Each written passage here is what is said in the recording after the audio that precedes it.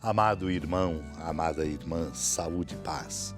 A palavra de Deus que aqui queremos proclamar nos interpele e, sobretudo, seja luz para nosso caminho e lâmpada para nossos pés.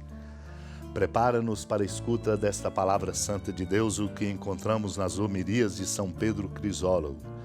Ele comenta que aproximou-se um chefe da sinagoga, prostrou-se diante de Jesus e disse: Senhor, minha filha acaba de morrer, mas vem, impõe-lhe a mão e ela viverá. Conhecedor do futuro, Cristo não ignorava que aquela mulher que lhe viria ao encontro. Por meio dela, o chefe dos judeus aprenderia que Deus não precisa sair do lugar, nem ser conduzido por caminho algum, nem ser levado pela presença física. Mas que devemos crer estar Ele presente em toda parte, todo em toda parte, sempre em toda parte. E podendo fazer tudo só pela sua vontade, sem o menor esforço, concedendo forças em vez de suprimi-las, afugentando a morte, não com a mão, mas com uma simples ordem, restituindo a vida não pela medicina, mas apenas com uma palavra. Para Deus, a morte é realmente um sono, pois desperta o morto mais depressa para a vida do que se desperta alguém que está dormindo. Deus, meu irmão, minha irmã, restitui o calor vivificante dos membros gélidos do morto, antes que o homem infunda vigor a quem está no sono. Por isso, diz o apóstolo, no instante, no abrir e fechar de olhos, os mortos ressurgirão. O santo apóstolo Paulo, não encontrando palavras para exprimir a instantaneidade da ressurreição, lança mão de imagens. Pois como teria podido expressar-se com palavras quando o poder divino ultrapassa a própria instantaneidade?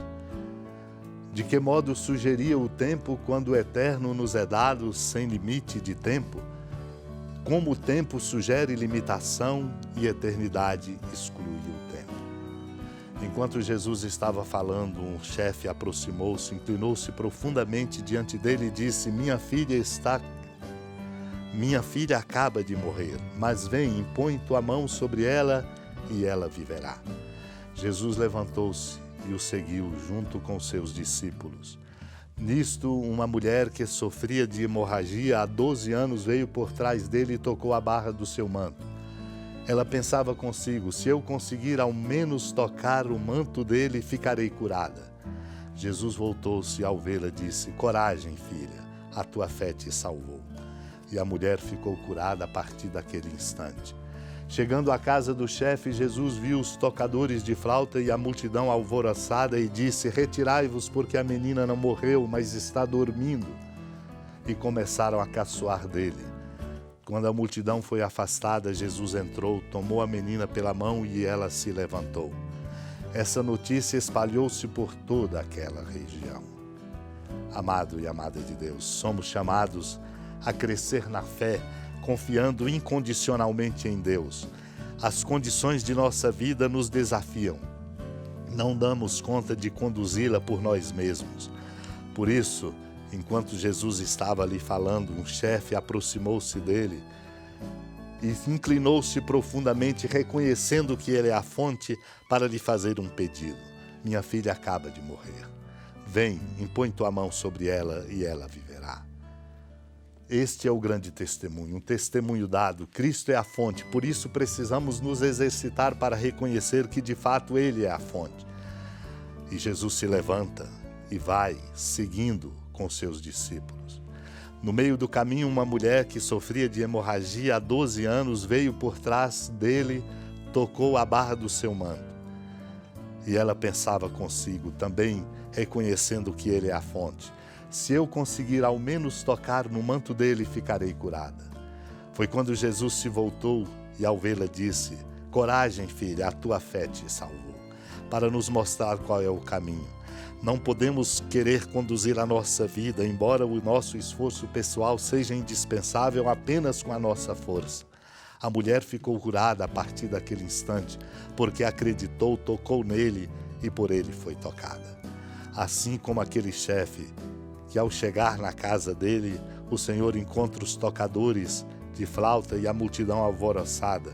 E o Senhor lhes diz para mostrar que Deus é a grande força e a única fonte, a fonte do amor que transforma. Retirai-vos, porque a menina não morreu, mas está dormindo. Caçoaram dele.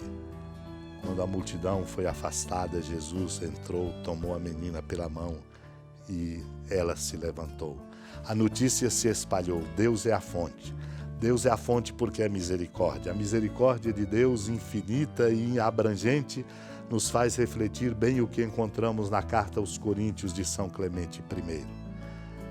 Não temos um só Deus, um só Cristo e um só Espírito da graça derramados sobre nós, e não há uma só vocação em Cristo, porque arrancamos e despedaçamos os membros de Cristo e nos revoltamos contra nosso próprio corpo e chegamos à loucura de esquecer que somos membros uns dos outros.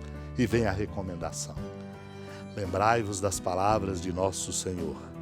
Ai daquele homem, melhor lhe fora não ter nascido do que escandalizar a um dos meus eleitos. Melhor que lhe fora ser amarrado a mó de moinho e afogado no mar, do que perverter um só dos meus escolhidos. Amados e amadas de Deus, o Senhor nos convida a nele depositar toda a nossa confiança, porque Ele é a fonte. Assim poderemos renovar a nossa vida e fazer de nossa vida, de verdade, a fonte de um grande instrumento de amor para ajudar o mundo a abrir-se a este amor. Unidos à amada Mãe Maria, supliquemos a graça de uma confiança profunda e incondicional em nosso Deus. Supliquemos. Senhora da piedade, Mãe Virgem do Cristo Deus. Lembrai-vos, ó piedosíssima Virgem Maria, que nunca se ouviu dizer que alguém daqueles que, tendo recorrido à vossa proteção, implorado a vossa assistência e reclamado o vosso socorro, tenha sido por vós desamparado. Animado com igual confiança, a vós recorro, ó Virgem das Virgens, e gemendo sob o peso dos meus pecados, me prostro a vossos pés.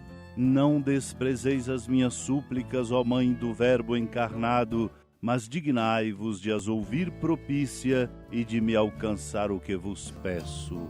Amém. Feliz padroeira de um povo a lutar, a gente mineira te quer exaltar,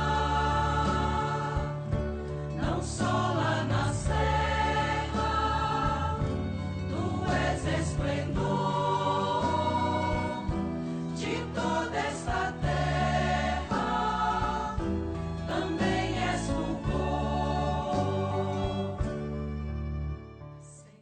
Amado irmão, amada irmã, com a alegria do Santuário Basílica da Padroeira do Estado de Minas Gerais, a Senhora da Piedade, que da sua casa de clemência e bondade nos acompanhe e nos abençoa do alto da serra, magnífica arquitetura divina, a bênção de Deus, amor misericordioso. Pai, Filho e Espírito Santo, desça sobre sua família, proteja sua casa, sustente sua vida, fecunde o caminho missionário de nossa igreja, nos encha de sabedoria e permaneça conosco para sempre. Amém. Feliz padroeira de um povo a lutar.